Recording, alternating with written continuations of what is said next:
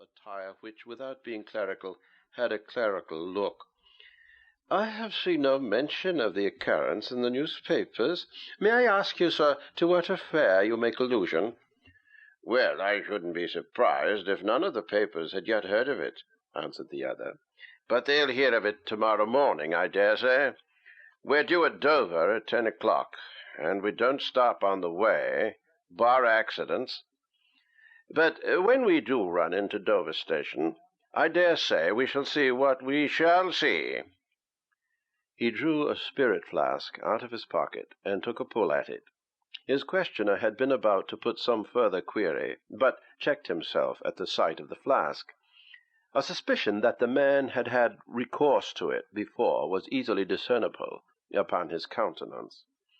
In the far corner, a short, spare, youthful passenger, lost in the folds of a roomy ulster, turned towards the window and composed himself for sleep. "Yes, you may say what you like about the failures of the police," continued the person who had begun the conversation, "but I say that the London detective force are a body of remarkable men, and I know something of their ways, and what they do, sir, I can tell you. Know something about them? I should think I did." "Bless me, now really," said the clerical gentleman, evidently quite interested. "And what may be the nature of this robbery you refer to? This diamond robbery in Park Lane? An extensive affair, now?" £20,000, replied the other. "That's all. £20,000 worth, at a fair figure." He screwed up the spirit flask and fixed his gaze obstinately on the closed eyelids opposite. "Gone out of a safe in the strong-room, where they had been placed for one night only, and no traces." "No traces whatever?" "Nothing. But all the same, there are certain circumstances which, well, if they do happen to be upon the right track, they'll owe a good deal of it to me.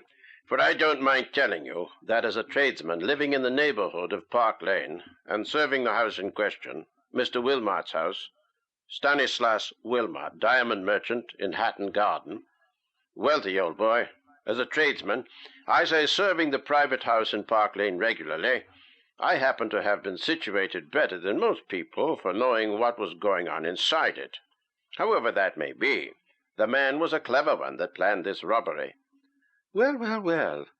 But tell me how this Mr. Wilmot, with premises in Hatton Garden, presumably suited to his business, came to transfer so large a quantity of valuables to his private residence." "Because the quantity of valuables was large. The consignment had only been delivered at his office on the previous day, although he had been expecting it for a week or two.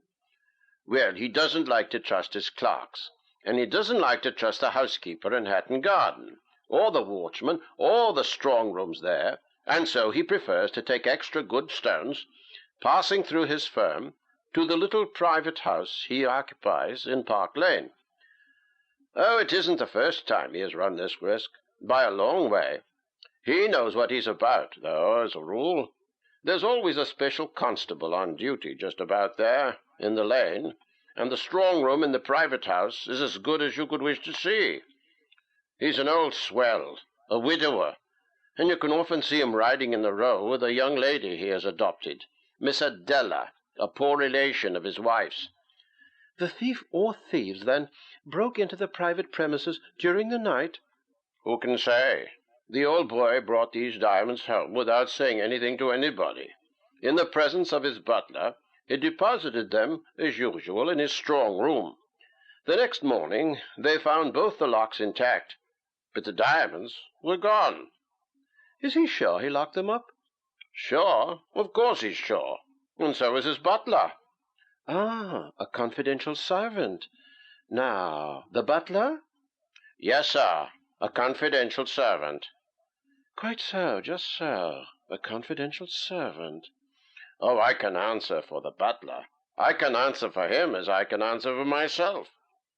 The clerical gentleman smiled sweetly and inclined his head. If, with Master Dumbleton, he liked not the security, he did not allow his mistrust to be manifest. The train rushed onwards to its destination, covering mile after mile at the same headlong speed. It was the 3rd week of December.